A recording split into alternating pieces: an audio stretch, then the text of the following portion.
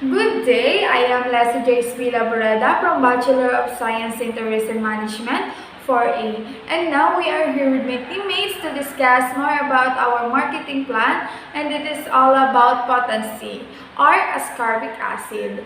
It is a vitamin C brand offering a wide range of variants that cater to different needs, ages, and lifestyles. Potency or ascorbic acid, it helps to boost immunity against colds, flu, and other upper respiratory ailments, and is essential in the production of collagen for healthy skin and hair. Potency comes a variants for different types of vitamin C needs. For our Chapter 1, the introduction and background of the study, the researchers are familiar with ascorbic potency, which can help to boost the immune system and has been taken by the researchers since childhood. Until the virus infected the entire world and caused havoc. As a result, many people died, suffered, lost their job, become ill, and so on, which terminated people badly. So, nowadays, health is crucial, and we need to take vitamins to protect our health against COVID-19. COVID-19, also known as coronavirus, has ruined daily life and crippled the global economy. Millions of people have been affected by this pandemic, who are either sick or dying as a result of this disease spread. Fever, cold, bone pain, and breathing issue are the most typical sign of this. Vital illness, which can develop to pneumonia. This is the first time a novel viral illness has affected humans. Potency is a vitamin C brand with the widest selection of products for each member of the family, from the infants to adults. Keep your family health to the fullest potential. Potency is a type of ascorbic acid and attract the researchers' interest as a research topic. Despite being poor in the marketing effort, for the past few years, researchers feel it is their largest and most popular advertising campaign that helps their target market to remember the brand, which is Potency. Because of COVID-19, this vitamin is a high demand and many people will buy it, which will help Potency campaign. This is why Potency's marketing plan was created in the first place. The plan's goal is to keep fierce competition going through developing the researchers' recommended marketing strategies. Potency, in the opinion of the researchers, has the potential to attract a portion of market share usually controlled by its competitors. The main goal of this study is to gain a better understanding of the Potency business.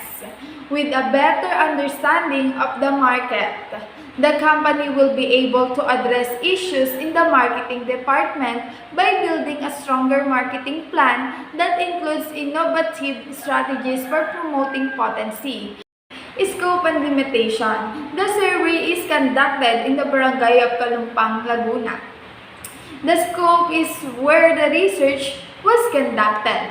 The respondent consisted of 57 female and 43 male, with the age ranging from 10 to 12, 13 to 19, and 20 to 50 respondents. The researchers used quota sampling when he interviewed 100 respondents in answering the survey questionnaire. Using convenient sampling technique, there were two types of data used in creating this marketing plan. The first is primary data was attained by conducting usage, attitude, and image study of the industry. Secondary data consists the materials given by the Procter and Gamble and other players in the industry along with other materials relevant to this study.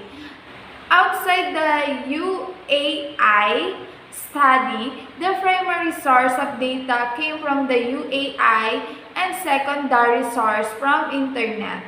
The duration of the study is around 3 months from 2021. There is a financial limitation on the part of researchers due to erroneous and biased answer of the respondent. That makes the researcher decide to reprint UAI questionnaires and find other people who are qualified to provide the important information crucial for the completion of the study. All data are collected from UAI questionnaire survey and or analyzed by the SPSS software. Research findings may contradict other professional research agencies, other published articles, and the like because it is presumed that the UIA result analysis would be valid only as a part of academic exercise. Hi, my name is Christian Abla from BST and 4A.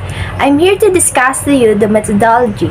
First, for methodology is research design. This research is described in Nature according to Melissa A. Moser and Ok K. Chan in August 2016. Vitamin C is the ascorbic acid is a potent dietary antioxidant that has gotten a lot of attention in the literature for its likely function in heart health. Although traditional vitamin C insufficiency, as manifested by scurvy, is uncommon in most regions of the world, some study has revealed varied heart disease risk based on plasma vitamin C content even when it's within the normal range. For the subject descriptions, the UAI include 50 males and 50 females, as well as 100 population samples ranging in age from 10 to 50 years old, all of whom utilize potency ascorbic acid. These male and female responders are classified as A, B, and C. The researcher will be allocated to the different parts of Barangay Kalumpang, Laguna, but first we will be asked the residents if it's okay if we use them as responders. The researchers may certain that prospective respondents had enough time to complete the questionnaires in order to acquire the information required for the research project to be a success. A total of 100 participants were questioned utilizing questionnaires as part of sample size. For the sample size and sampling methodology, the study will be carried out in order to define the potency marketing strategy. Purposive sampling will be used to select respondents.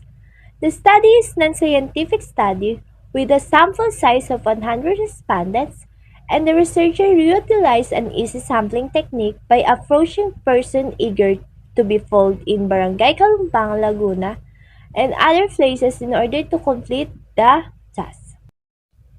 Next is instrumentation. The final section is about demographic information that determines the type of society of respondents, as determined by television programs views, such as advertising for vitamin and other medications, facilitates data retrieval. For the data collection procedure, the research data was acquired by a survey of 100 people. The use of UAI questions will be aid in the identifications and fast-track respondents' behavior and perceptions. Because the researcher processed the questionnaires, researchers filled out the forms as the respondents' response to the questions. The research job will be complete in a very exact manner. By doing so, relevant advice were acquired while prejudiced opinions were avoided. And the information was gathered by a survey with the respondents using UAI questionnaires. The researcher assesses customer product perceptions by administering questionnaires such as brand used most often, elicit a single response, and tried brands, which elicit several responses. In the SPSS software, questions with nominal data were in the SPSS software, questions with nominal data replies were analyzed using frequency distributions. Product attributes questions connected with the interval data evaluated with weighted mean are rated by respondents on a scale of 1 to 5, with 5 being great and 1 being unsatisfactory. Good day, I'm Boy Belen from BSTM4, your reporter, and today I will discuss the executive summary, so let's start. Industry definition according to Charles Patrick David, March 29, 2021. Vitamin C is essential nutrient found mainly in fruits and vegetables. The body requires vitamin C to form and maintain bones, blood vessels, and skin. Vitamin C is also known as ascorbic acid. Vitamin C is a water-soluble vitamin, ones that cannot be stored by the body except in an insignificant amount. It must be replenished daily. Marketing objectives. The objective of this study is define a market size of different segments and countries in the previous years and to forecast the value for the next 5 years. The report is designed to incorporate both qualitative and quantitative aspects of the industry with respect to each for the region and countries involved in the study. Furthermore, the report also caters the detailed information about the crucial aspects such as the drivers and restraining factors that will define the future growth of the vitamin C market. Positioning for females and male ages 10 to 12 for kids, 13 to 19 for teens, and 20 to 50 for adults. Ascorbic acid, which is potency, is a vitamin C brand that offer a variety of variants to meet the variety of needs, ages, and lifestyles.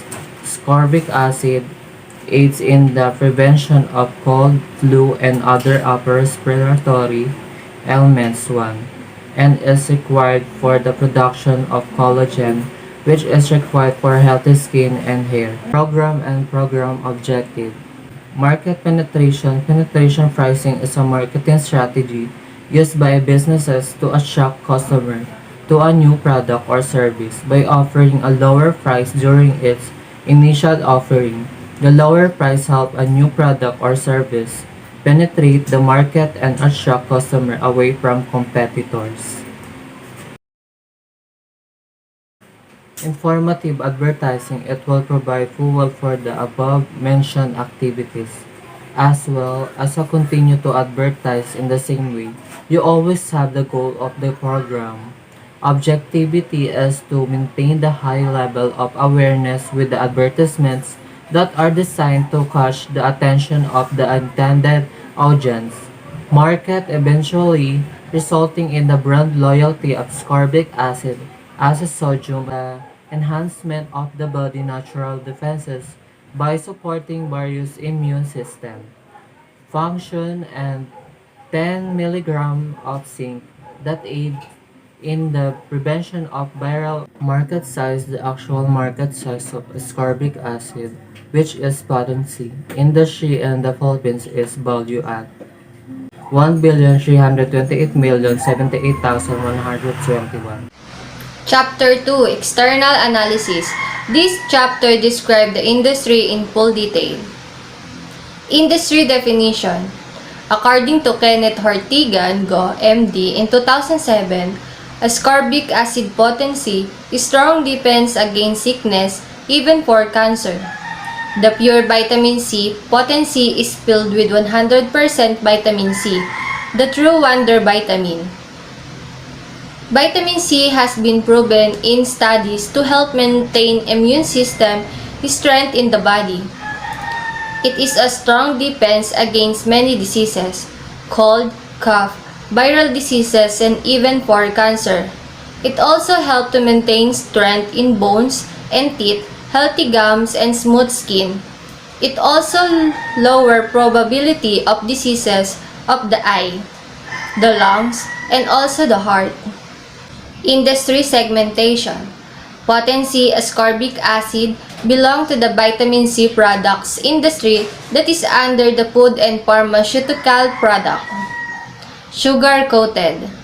Potency product prepared as a candy-coated potency to mask the sour taste of ascorbic acid and make it easier to people to swallow. Sugar-free. This tablet is devoid of sugar coating, sugar-free for diabetics or those on sugar-restricted diets. Chewable. Make for those people always on the go and with active lifestyles. Forte. Prepared as a candy-coated tablet to mask the sour taste of ascorbic acid and make it easier for people to swallow. Non-acidic. Vitamin C in the form of sodium ascorbate for people with sensitive stomach and hyperacidity. Increases immunity of the body and has in wound healing. Prevents common cold and flu. Improves the circulation of the heart and blood vessels. Kids, drops. For babies, vitamin C needs comes in sweet pumpkin flavor to be taken once daily as dietary supplement.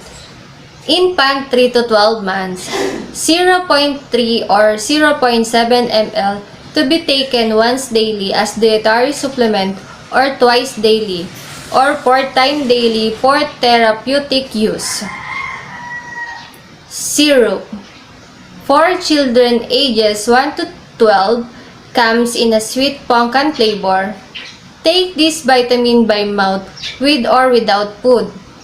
Usually 1 or 2 times or take as directed by your doctor. If you are taking the extended release capsule, swallow them whole. Industry size and growth.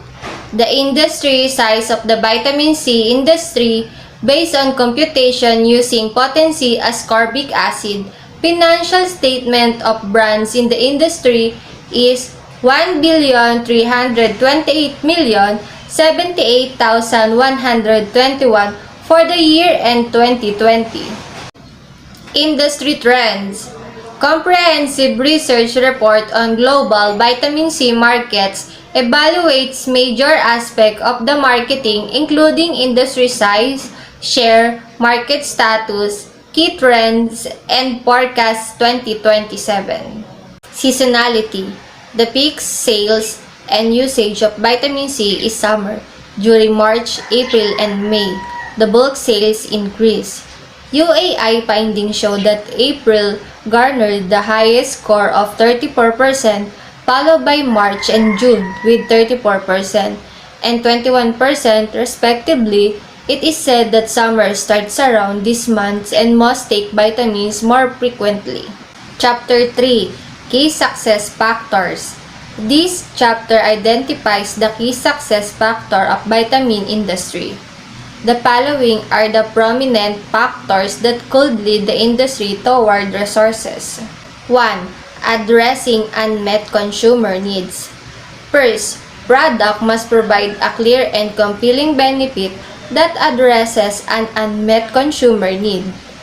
An unfortunate reality of health and wellness in the United States is the ever-increasing incidence of health issues related to poor lifestyle and behavior choices.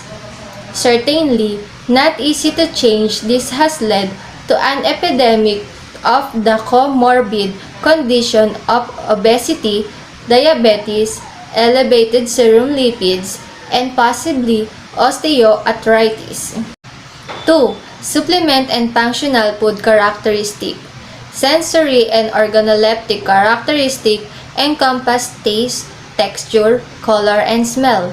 It is well understood that today's health and wellness product must deliver on taste. However, organoleptic also include, for example, mouthfeel and the throat catch, associated with some high-fiber products, or the aftertaste and smell associated with consumption of certain fish oil products. Over the past few years, formulators have been quite successful at remedying these issues. 3. Efficacy. Historically, the power of the story has played a significant role in the marketing of dietary supplements. 4. Safety. Recent consumer surveys have shown unquestionable safety is the number one product attributes affecting consumer purchase decision. Though their concern about the safety of dietary supplement is not new. It has intensified over the past few years due to negative media coverage of often disturbing products. 5. Lifestyle. Finally, lifestyle fits includes fairly broad groups of characteristics including convenience, eating habits, purchasing patterns, pill consumption, preferred products form, vegetarianism, and sustainability. I'm Romarie Cordez.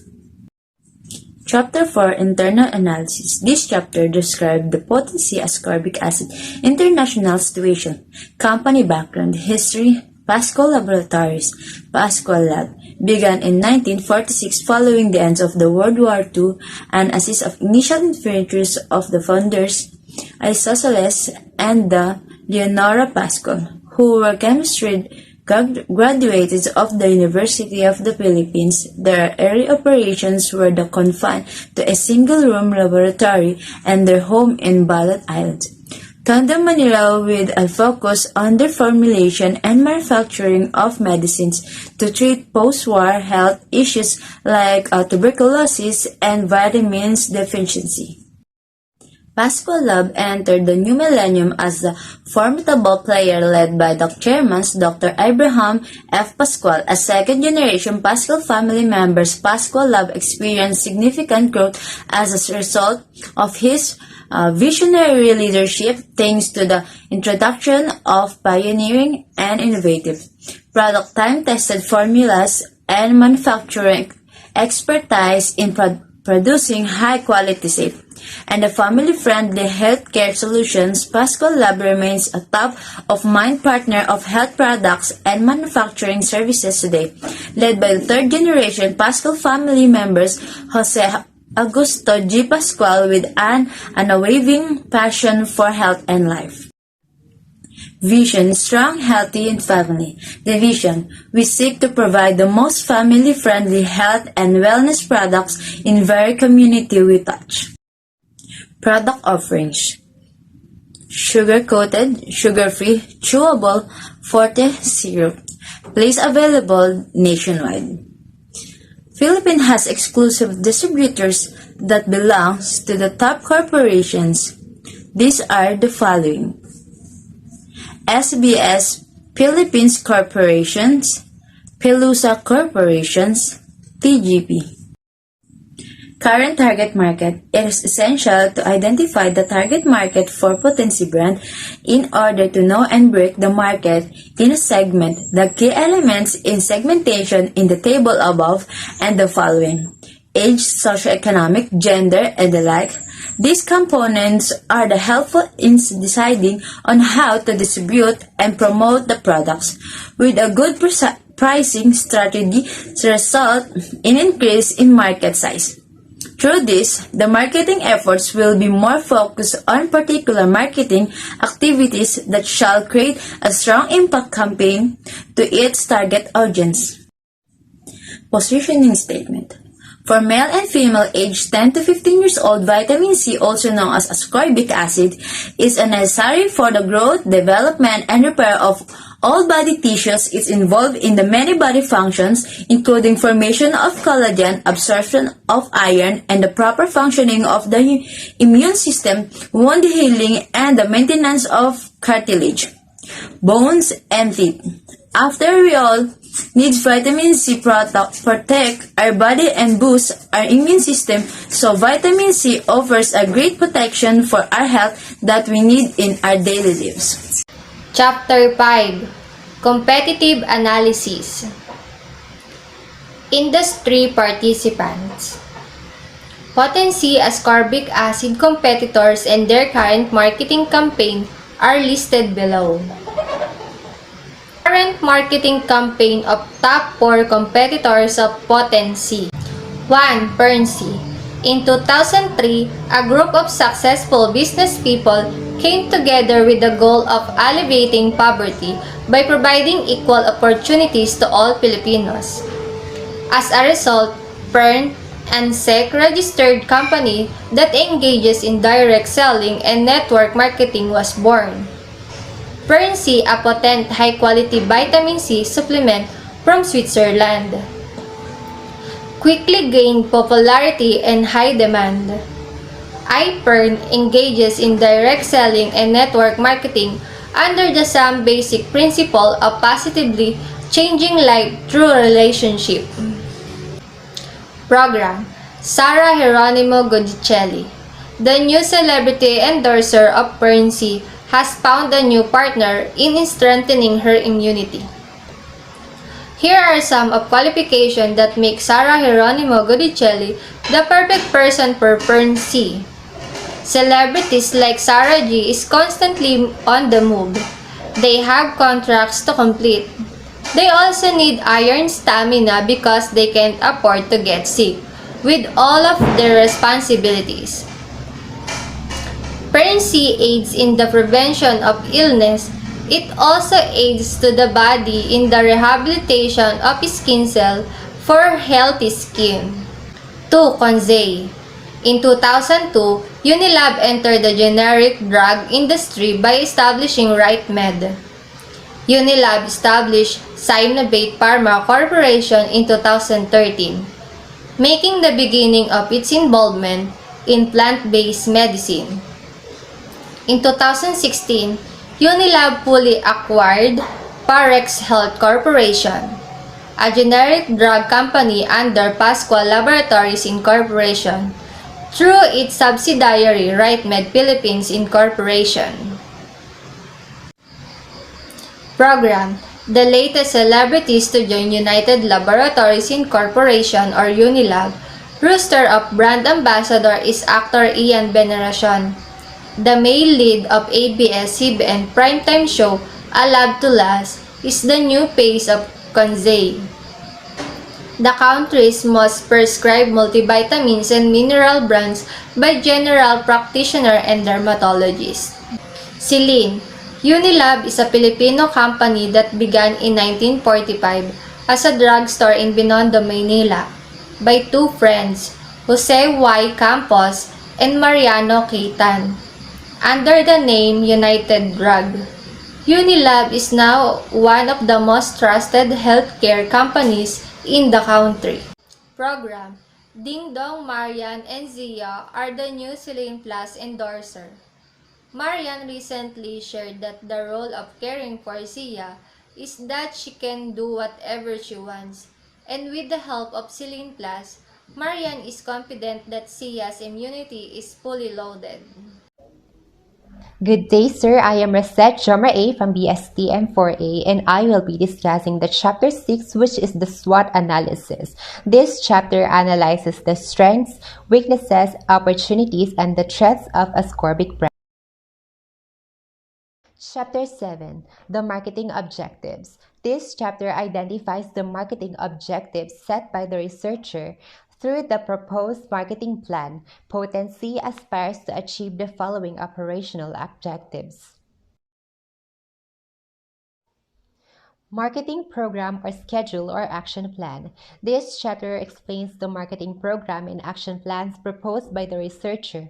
As you can see on the table 11, which is the price list in retail sector of Potency.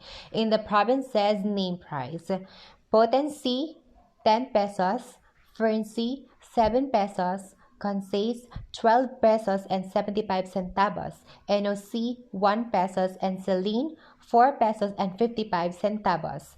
Strategy number 1, which is the market penetration, is to increase the target market share to 2.41%. Market penetration. In provincial areas, the brand manager will be launched a price war to convert non-users into users by permitting a low-cost pricing strategy to attract low-income consumers. In addition, the strategic alliances program will be continuously monitored with the key clients such as enterprises and healthcare organizations. In this time of epidemic, the manager will be in charge of distributions of product teasers in order to instill the value of potentials. For the strategy number 2 is informative advertisement. The brand manager is responsible for ensuring that all radio commercials and magazine advertisements campaign reach the intended audience and that the ad campaign message is effective in attaining the company's sales profit target.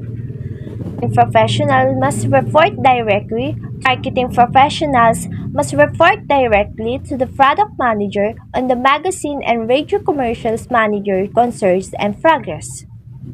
Projection of product contribution to profit with budget for strategies. Sales for 100 million, cost of sales 260 million, net income 80 million, marketing expense 22 million, profit contribution 48 million pesos. For the chapter 13, the tables and table analysis, the results and analysis of the researchers' usage, attitude, and image survey are presented in this chapter. Usage, attitude, and image survey results. Potency. Majority of the respondents who use potency are from the ages of 10 to 50 years old. They are from the selected respondent at Barangay Kalumpang, Laguna. This is the set of ages for the market segment. The researchers employed a convenient sampling technique to gather critical data for a marketing plan that will strengthen potency position in the vitamins market. Table 21, Age of Users. The table shows the top 3 recorded in age are the following. The age of 13 to 19 has the highest frequency with 42%, followed by the age of 20 to 50 with 37% frequency, and lastly, the age of 10 to 12 with 21% of frequency. The table 22, Gender of Users. The table shows that the majority of the respondents are female with a frequency of 57% and the male with a frequency of 43%. The table 23, Area of Respondents. The table shows that the recorded areas of respondents are following barangays Kalumpang, Nagcarlan with a frequency of 49% and Kalumpang Lili with a frequency of 51%. The next one is table 24 for question number 1, which is, do you or any member of your family, relatives, or close friends work with the company manufacturing? The table shows that the highest frequency is yes with the percentage of 21% and the lowest frequency is no with the percentage of 79%. And the next one is the table 25 for the question number 2, which is, do you take potency? The table shows that the 70% of the respondents taken potency and 30% of the respondents didn't take potency. And the third question is, what you think of vitamins? What brand first come into your mind? The table shows that the majority of respondents, the highest frequency are potency with a frequency of 38%, saline with the frequency of 28%, Fernsey with the frequency of 9%, and NSC with a frequency of 7%, Centrum with a frequency of 5%, Enerbon and Veroca with a frequency of 4%. Saison with a frequency of 2% and the lowest frequency are the Strastab, Neoregen E, and Consace of 1%. The table shows that the social media is a primary source of awareness, according to the respondents, with the score of 40%, followed by television with 31%. And the next one is friends, relatives, and neighbors with 16%, and lastly is billboards with 13%. For the table 28, what brand of vitamins do you often use? The table shows that the brand of vitamins respondent most often use is potency with a frequency of 48%, saline with a frequency of 31%, and the lowest frequency is 2% for Berocca, Strastab, and Enerbon. For the table 29, how long have you been using your chosen of vitamins? The table shows that the respondent chosen vitamins for a long time is 1 to 3 years with a frequency of 54%, and the next one is less than 6 months with a frequency of 28%, and the lowest frequency is 3 to 5 years with the 18%.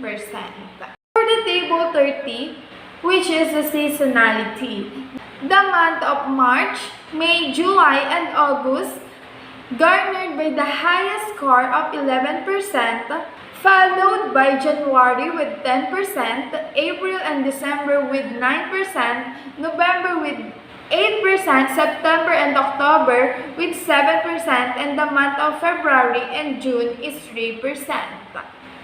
For the table 31, where do you usually buy your vitamins? The table shows that the respondent usually buy vitamins. The highest frequency is drugstore with 64%, and the next one is grocery with the frequency of 15%, and the lowest frequency is health facility with 4%. For the table 32, which is the attributes and rating, the table above shows the most significant attributes that vitamin user should be examined in order to please and able to access the quality of vitamins brand. All of the record attributes were provided by respondents who believe they are the most important criteria to consider when deciding whether to stay loyal or switch potency product if any other attributes are absent. For the table 33, the table shows that the potency has the highest mean than the other brand. It means potency is the most popular than the other product according to all respondents. For the table 34, what social media site do you usually use? The top 3 frequently used by the respondent is social media sites are Facebook with the frequency of 27, next is Instagram with the 26%, next is Twitter with the 25%, next is YouTube with the 15%, and none with the 7%. For the table 35, what TV programs do you usually watch?